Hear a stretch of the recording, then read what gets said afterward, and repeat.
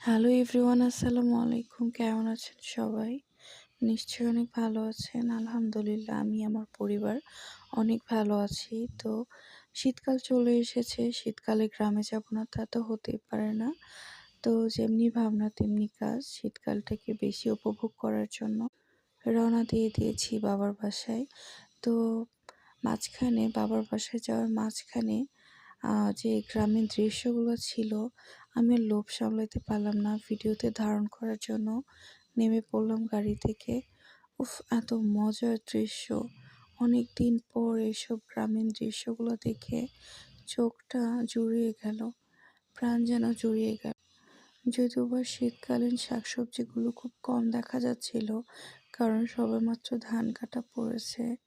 কিন্তু তারপরও অসাধারণ লাগতেছিল আমার কাছে, বিশ্বাস করেন।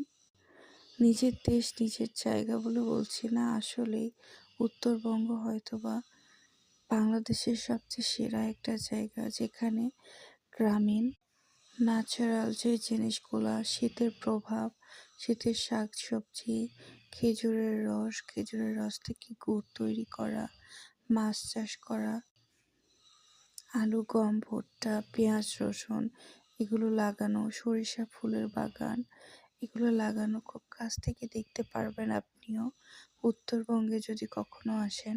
আর উত্তরবঙ্গে হিলি থেকে সর্বোচ্চ তাপমাত্রা ওই উত্তরবঙ্গে পড়ে। তো ভালো থাকবেন সবাই। খোদা হাফেজ।